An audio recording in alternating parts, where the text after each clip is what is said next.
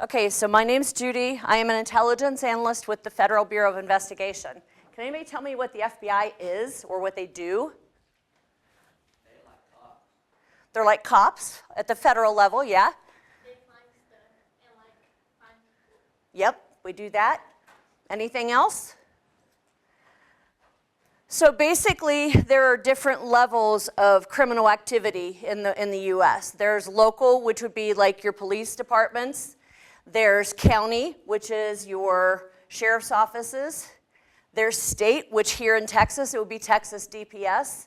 And then there are federal agencies that cover certain types of criminal activity, but the FBI is the premier criminal investigative agency in the U.S. because we cover both criminal and national security matters. But for the criminal stuff, we look at things like public corruption, crimes against children. We look at healthcare fraud. We look at gangs, drugs, guns, all those kinds of things. So we cover a lot of ground. And today, we're going to be talking a little bit about what the true cost of crime is. So do you guys think that it hurts you to have a criminal record? It doesn't? Do you guys ever have in school where teachers or counselors will tell you to be careful about something because it'll go in your permanent record? Guess what? You actually do have a permanent record. I always freaked out about that when I was a kid because I was one of those kids in school that didn't want to put a foot wrong. But there is such a thing as a permanent record. So the first thing we're going to do is talk about what is on a record. Okay, so you probably know what an arrest is, but do you know what an incident is? It's like an accident. Kind of, could be. Okay, so what about if you're pulled over for reckless driving? Are they going to arrest you? Or are they going to give you a ticket? They're going to give you a ticket. What about if you're underage drinking on the street with an open container? Are you going to get arrested? Yes. You can. Depends on the cop. But basically, an incident is an encounter with law enforcement where you meet up with law enforcement and it doesn't result in an arrest. It could be something that goes in your file. It could be something that, like a fine for your parents, something like that. But it's an incident in which you were encountered by the law enforcement and it didn't result in you going to jail. Okay? What about, what's an arrest?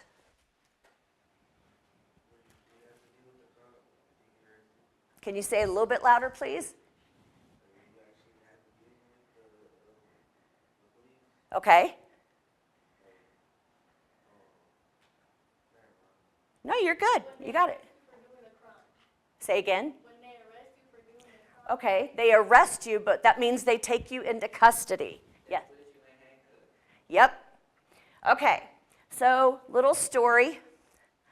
I used to work for a part of the FBI that dealt with criminal records and fingerprints and background checks.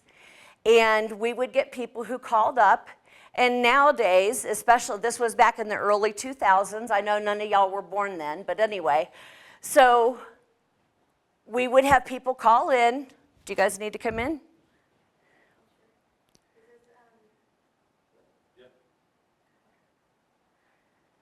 Okay, come on and sit towards the middle somewhere.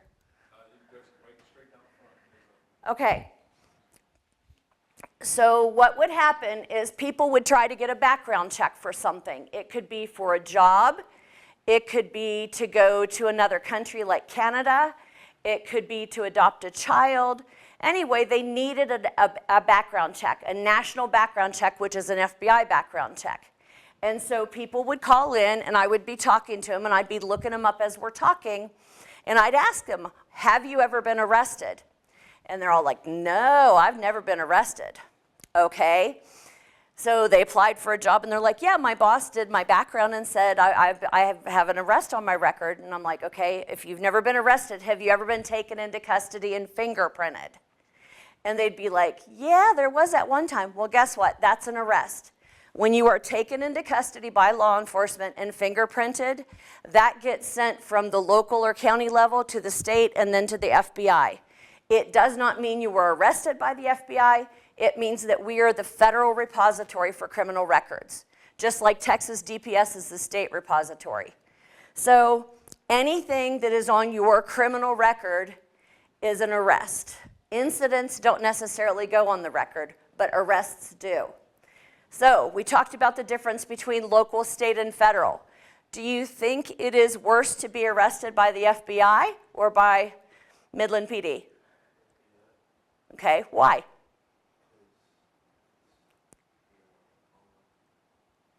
You got to be a little bit louder, bud.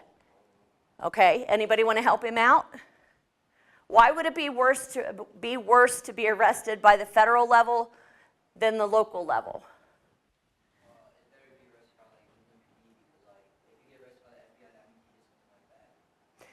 You can do stuff bad at the local level too. Okay?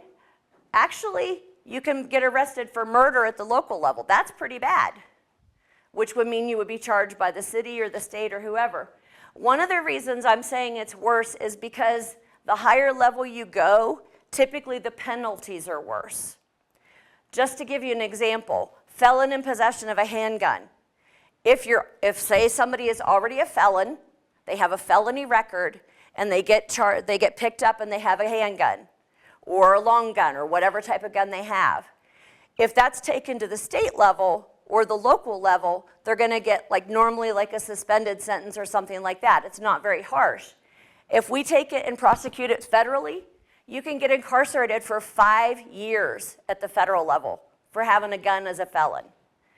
And the thing with federal charges is you have to serve 80% of your sentence typically before you're even eligible for parole. So it's not that it's worse necessarily, it's the penalties get worse the higher level you go. Okay, so a criminal record or a criminal history, that's your permanent record. So yeah, this is what the old ones look like. Back in my younger days with the FBI, I actually used to work with fingerprint cards. And these were some nasty old fingerprint cards from the 1920s, 30s, 40s on up. They had all kinds of grunge all over them. You never knew what it was. But back then they used to have, can you guys see, there's handwriting on there. The records used to be handwritten and have the pictures on them. But it still contained your arrest history. So if you were arrested by Midland PD, that would go to Texas DPS, and it would still come to the FBI because it's the federal repository. So do you think California is going to keep Texas records? Do you think Texas is going to keep Oklahoma records? No, they keep their own state records. The FBI is the one that keeps everybody's record.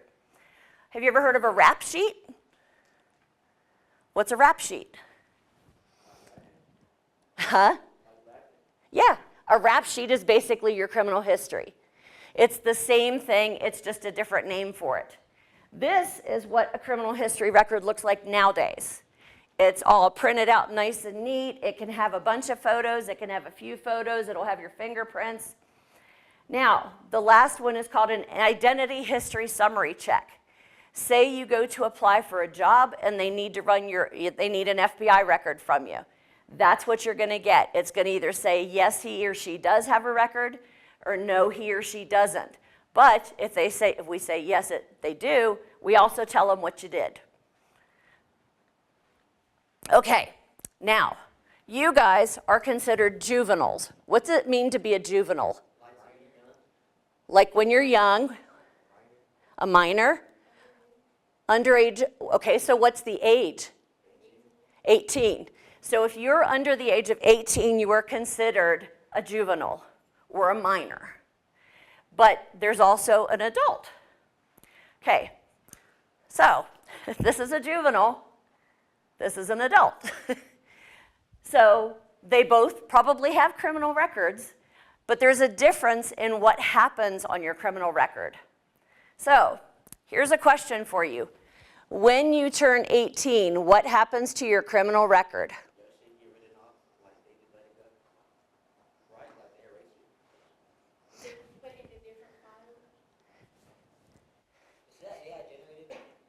Probably.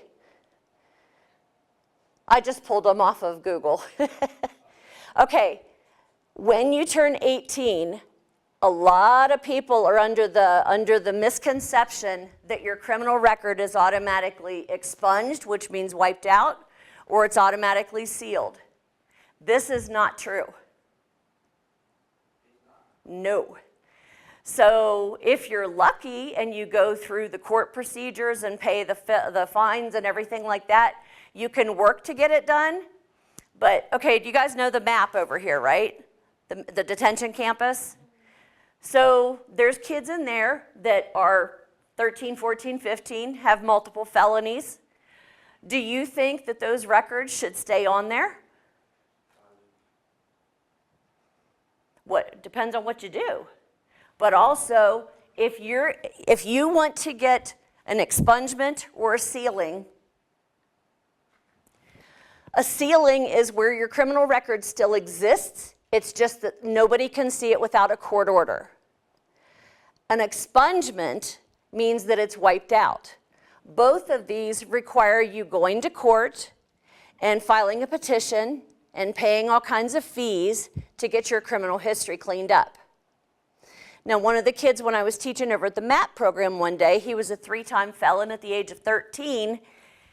He said, well, you know, then when I turn 18, I'm just going to go ahead and get everything off of my record. Well, guess what? If you're still committing criminal activity up until your 18th birthday, what do you think the chances are that they're going to wipe out your criminal record? Slim to none. Why? You have no intention of changing. So this is going to follow you around depending on how you live your life. If you decide to make changes and not keep committing crimes, say you're 14 years old, you stole a car.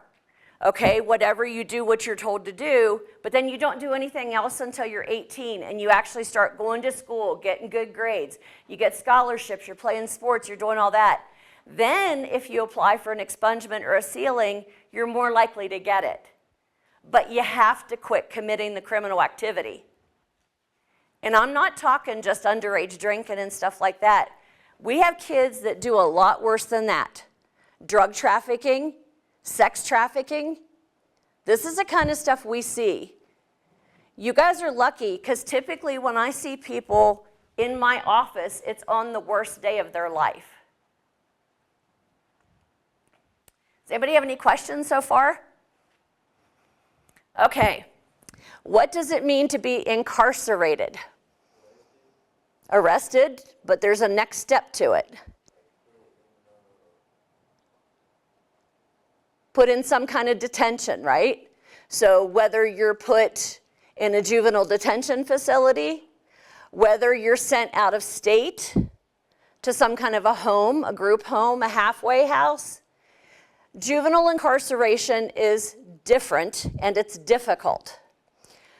Why would I think it's difficult? How many juvenile detention facilities do we have in our town? How many? Which ones?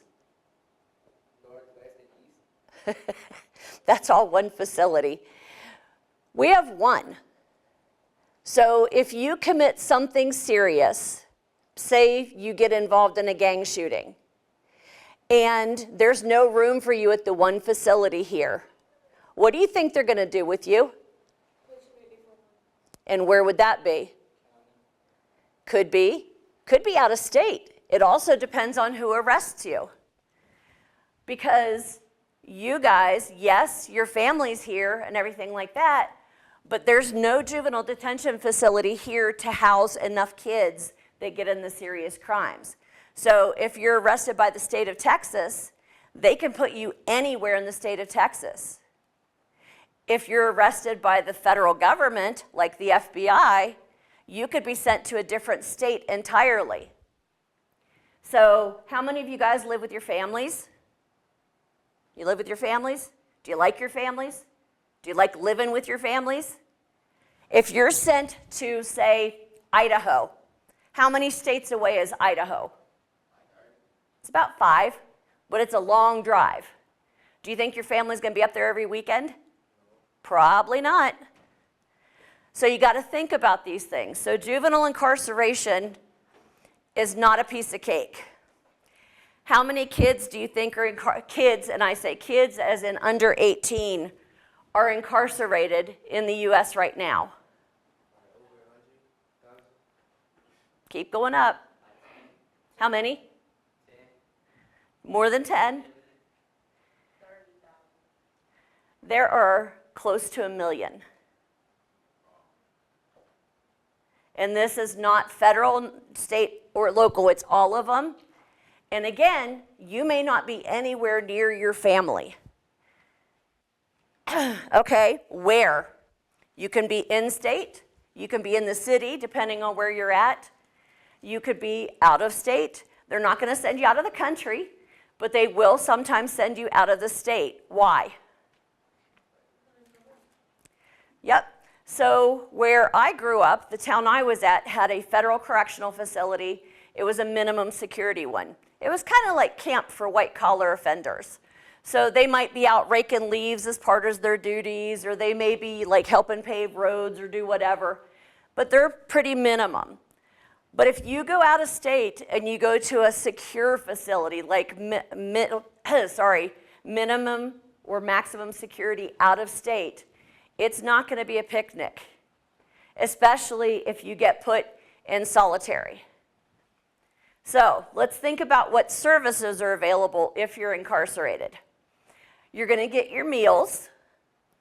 Are the meals going to be what you want off the menu? No, it is not. It's usually something that is very cheap to make and mass produce. It's probably not going to taste really good. It's supposed to be nutritious. But say you want something extra. You want something like a candy bar or a Coke or something like that. That's not going to be on your regular meal plan. You're going to have to get that from the commissary. How do you pay for it? Okay, I need one person to say it. Somebody has to put money in your commissary account. Now, if you're sent out away from your family and you're away for a while, do you think they're going to remember to put 20 bucks in your commissary account every week? You'd hope. Sometimes in certain facilities you would have jobs where you can actually earn money, but not always. And you're not going to get a great bed, you're going to get a bunk, like a pretty thin mattress. You're going to get like a uniform to wear. You're going to get the clothes to wear that, and the shoes are not great. So basically, life as you know it is over for that point in time. Okay. Punitive measures. What do I mean by that? Punishment. What's punishment? You get in trouble. That's one. Can you think of anything else, like on the movies you've seen or the shows you've watched? Say again. More time on your sentence. Say again.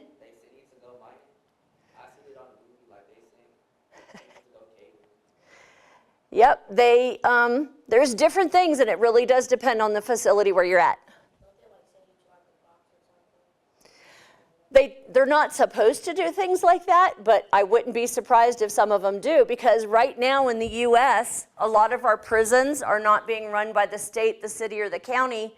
They're being run by for-profit entities, which means they make money for every kid or every adult that they have in the facility. And the less money they spend on you, the more money the company gets to keep. So that's where you get the bad food, bad clothing. How often do you get to shower? How often do you get to wash your hair? Do you get to wear makeup? How do you get all this stuff? So these are things to think about when you're incarcerated. Okay. Excuse me. Economic factors. The economy is all about money, right?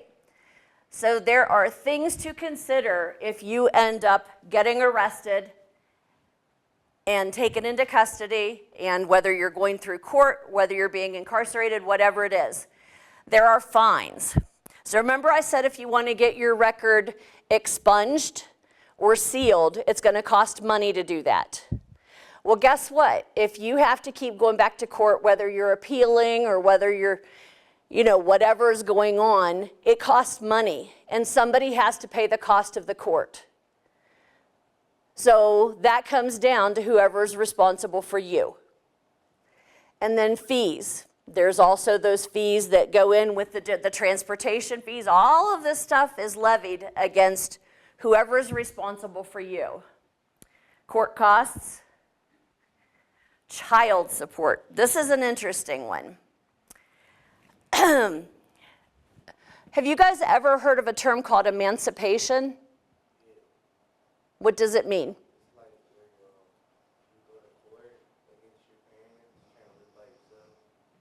Yep. Oh, you can like sign your own papers and stuff like that. Yep. So if you take your parents to court or your parents take you to court and decide they don't want to deal with you anymore and you become an emancipated individual, then those fines and fees and everything like that get levied against you. But say your family is still in charge of you and, control of you. They can actually attach your parents' wages or your grandma, whoever you live with. They can make them pay for the basic necessities. Basically, they're paying child support to have you in prison. How do you think that's going to go over? Any of you guys independently wealthy? Your families have tons and tons of money? Mine would have killed me. You do? Great. Okay.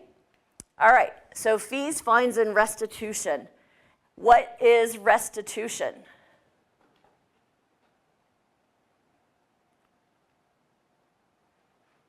Anybody? Have you ever heard of it? You've heard of it? Just don't know exactly what it is? Okay. Say when you're little, you steal a candy bar from a store.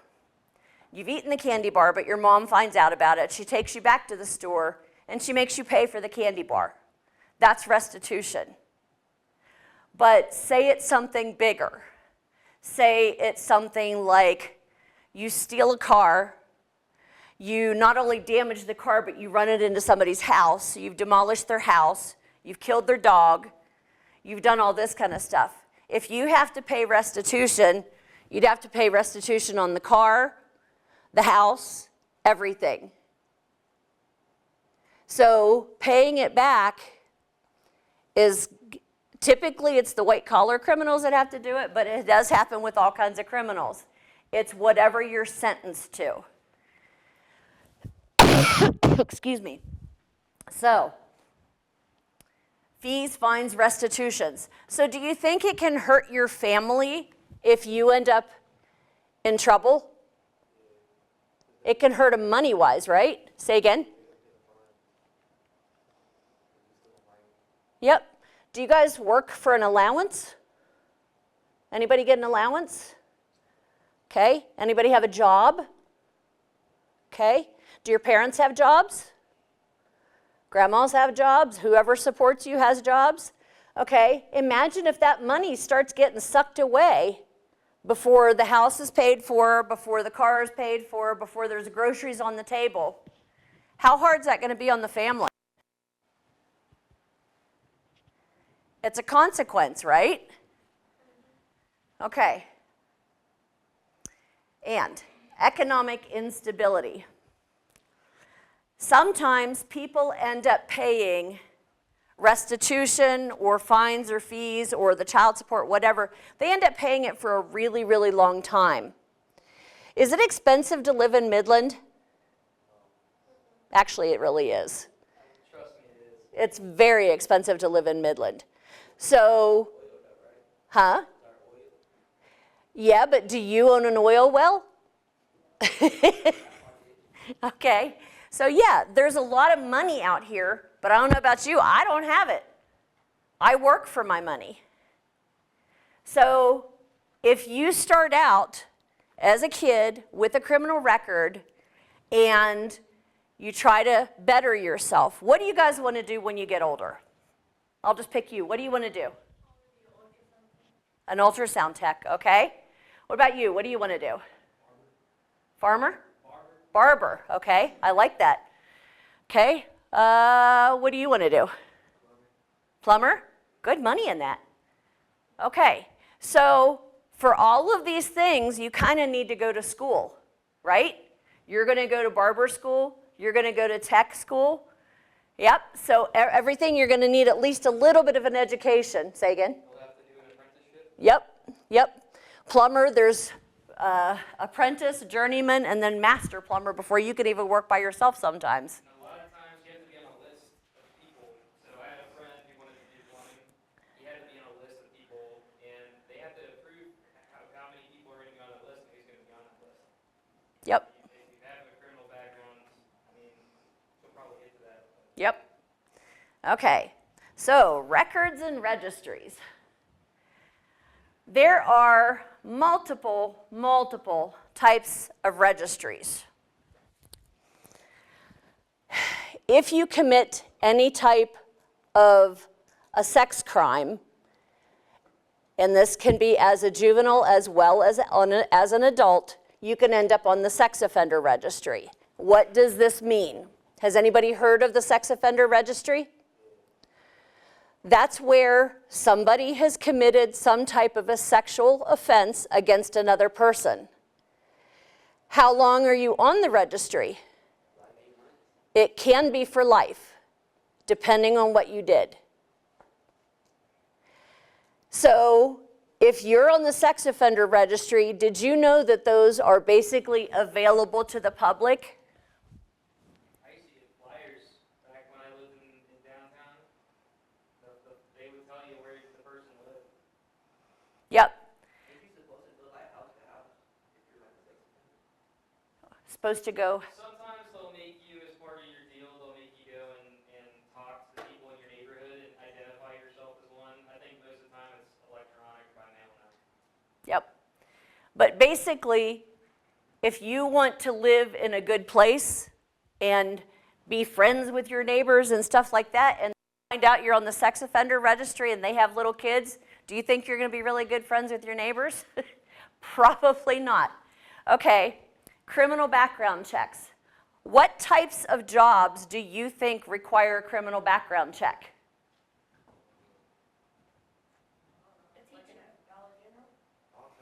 Sometimes, depends on the company.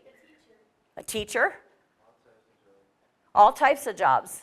It used to be that it was only certain types of jobs, but as technology is getting better and people want to know more about their employees, then they require criminal background checks. Remember I was talking at the beginning about wanting to travel to a different country or wanting to adopt a kid or wanting to get a certain job? That's what I did, was I helped people get their criminal background checks, because anybody can get their own FBI record. It costs $18 a set of fingerprints and a letter saying why you need it.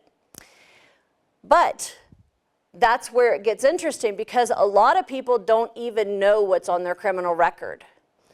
I'll tell you a couple true stories. So when I worked in that group, we had people all the time, because this was the early 2000s, everybody was wanting to go to Canada. Don't ask me why they were wanting to go to Canada. It was something with the free health care. But so this family decided that they were going to go to Canada for vacation. So you have grandma and grandpa with their RV, and you have all of their kids with their RVs with their families in them. They get to the border, and Canada runs grandpa's name and date of birth and said, "I'm sorry, we can't let you into Canada because you're a felon." Grandpa was like, "What?" So they called me while they're at the border, just happened to get me, and they said, my dad, he's never been arrested, blah, blah, blah, blah, blah. And I asked my normal question, has he ever been taken into custody and fingerprinted? So Grandpa couldn't remember, but luckily the Canadian border guard told him that he had a drunk driving charge from 1963. Now, in the US, drunk driving is not a felony. but it is in Canada. Therefore, they were not going to let Grandpa come in to their country because he was a felon. So the family was like, well, what are we supposed to do? We've made arrangements to travel all over Canada for 3 weeks and stay in these places and everything like that. And I said, well, I cannot fix it while you're sitting at the border. So you've got a couple of choices. You can either turn around and vacation for 3 weeks in the US or leave Grandpa on without him because he's not getting into the country. Sounds funny, but this is the stuff that happens. People don't realize. There are people who need background checks not only for teachers, but anybody who works in a school. So it could be the cafeteria people, it could be the school nurse, it could be the janitor. Why would you want to background check everybody who works in a school? To make sure everybody's safe. Yep, and to also make sure you don't have anybody who's going to take advantage of kids, right? You don't want any sexual predators working in the schools. Now, as an ultrasound tech, you're going to be working in the medical background. Everybody pretty much in the medical field has to have a background check as well. You need it for nurses, you need it for doctors, you need it for pharmacists, you need it for just about everybody in the medical field because you're dealing with people. And sometimes, especially as like an ultrasound tech, people are going to be in states of undress, and they don't want you around them if you don't have a clean background. What about people who work in banks? People who work in banks because you're dealing with other people's money. People who work in just about any kind of industry, and the more they go, the worse it gets. I can tell you that one time we had a call. Colorado used to be the state that was on the advance of all of the background checks. So not only did their school bus drivers have to have background checks, the people who just sat on the school bus and kept monitoring the kids had to have a background check. I had a lady that called up. She sounded like she was about a 12-pack a day smoker. And I said, so were you ever arrested? And she goes, well, yeah, but it was just a little assault and battery. I said, that would have been the best behaved school bus ever. But yeah, so pretty much everything requires a background check these days. Okay, what is a gang database? It's pretty simple. What's it say? Yep. So does Texas have a gang database? Yep. Does anybody know anybody who's in a gang? Do you think that if they've been arrested at all or had an encounter with the police that they're in the gang database? Yep. What do you think if you're in a gang and you go and get incarcerated or put to jail, what's going to happen to you? You could get jumped because somebody from a different gang. Or it could be white supremacists, could be neo-Nazis, could be just about anybody. Okay, so there are different types of criminal record searches. I will tell you that FBI records are based on fingerprints. That's why I said, if you were taken into custody and fingerprinted, why would we go by fingerprints and not name and date of birth? Yep. Have you guys ever known anybody whose identity was stolen? Yep. Another true story. I was working and taking calls, and I had these two brothers that called me up on the line. One of the brothers had just got back from fighting overseas in Iraq, and he came back and found out that the third brother had stolen his identity and done a bunch of crime with his identity. And my first question was, are you willing to have your brother prosecuted for identity theft? And they said, absolutely. So I helped him to get a copy of his record based on fingerprints and then set about getting everything put on his brother's. So it's going to follow you. Okay, so we talked about future employment. I got to get a little bit closer to this one to read it. So it says 90% of employers run background checks on applicants. 90%. You may be able to work at McDonald's, but you're not going to work at Bank of America. Okay? So 50% of the employers are less likely to call or extend a job offer to an applicant with a record. Now this gets interesting because it really does depend on what's on your record and how long ago it was. Now what did I say you need to do when you're 18? Apply for a sealing or an expungement, because if not, then they can see those juvenile records as well. So having a juvenile record, say you're the age you are now and say you have a felony on your record. I'm not saying you do, I'm just saying suppose you did. And you wanted to get a job, say you wanted to quit school and go get a job at Target. Target's probably going to run a background check. So everything. So let's see, and it says over 40% of employers wouldn't hire an applicant with a criminal record. 11% of employers wouldn't hire an applicant with a misdemeanor. So let's talk about the severity of the crime. What's a misdemeanor? A low crime.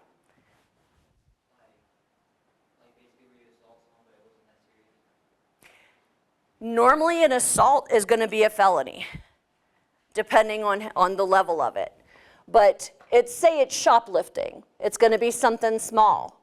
But say you stole a car, that's a felony. So if they're not going to hire you, 11% of employers won't even hire you if you have a misdemeanor on your record. That could be vandalism, that could be little stuff, small stuff. Yep. So is it better to not have a criminal record if you want to work? Or what about if you just want to be a criminal your whole life? It's still going to follow you around. Okay, so what are these? Social media. Okay, how many types of social media are there? Okay, name me 5 of the top ones. What are 5 of them on here?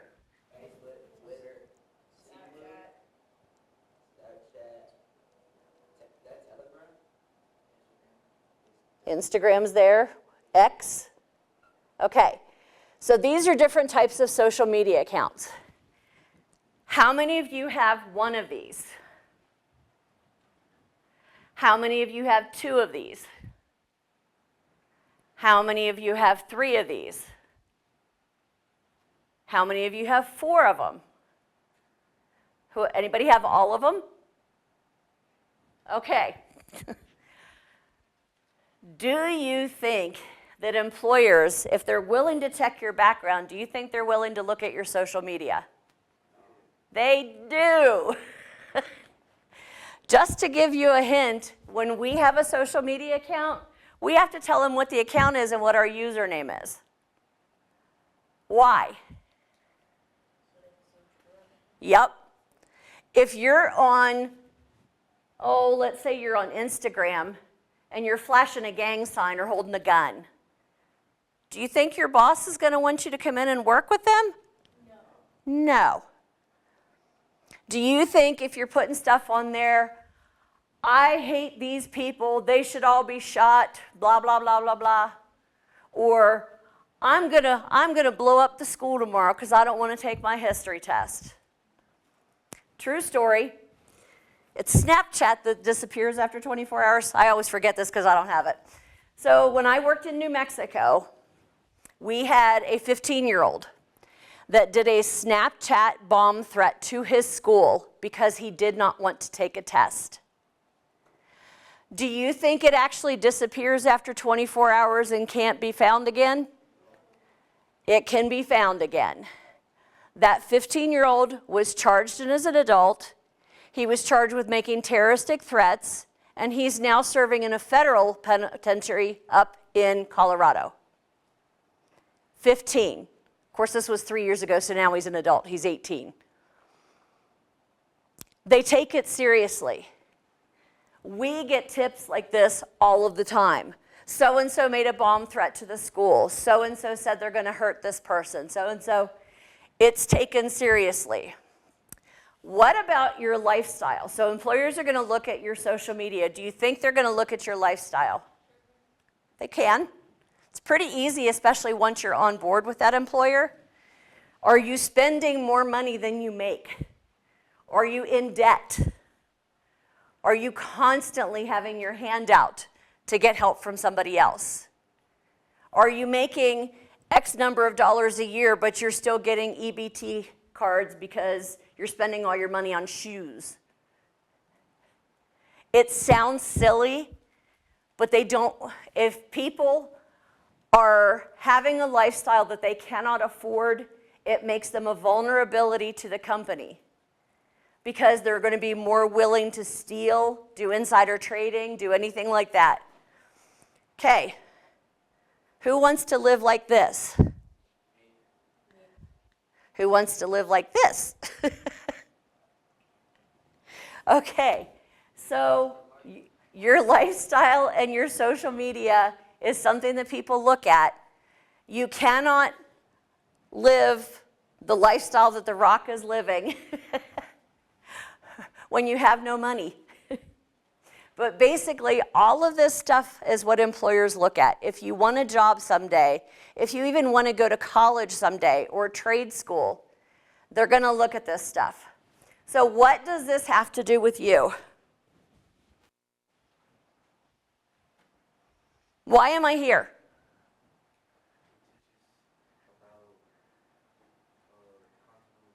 Yep. Good. I like the word consequences. Things in your life do not have to go down a set path. You can make changes to your life. Do you want to have to be in these types of things all your life? Do you want to be able to get a job and have a family and make good money and go on fun trips and things like that? Can you do it if you have a criminal record? It does curtail a lot of things if you have a criminal record.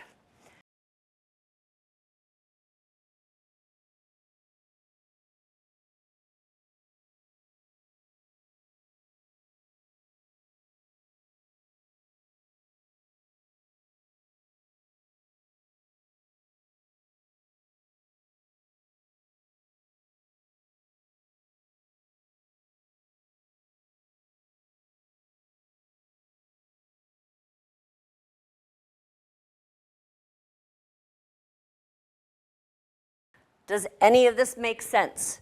So think about this. How many weeks of these classes are there? There's 12, right, Carl? Don't know if all of you have to come to all 12 of them, but people who come to do this are giving up their time because we don't want to see you on the worst day of your life. I don't want to see you when you're brought into my office because you did something really, really bad and you've now been arrested by the FBI. And I'm sincere when I say this because when you guys get upset or angry, I have this horrible habit of breaking into tears. If I get so angry or so upset, I cry. And unfortunately, that happens with some of the biggest, toughest guys when they come into our office, and girls, when they get brought in there because they realize they screwed up big. And your life is never going to be the same. You only get so many chances. So if nobody has any questions, that's all I have for you guys tonight.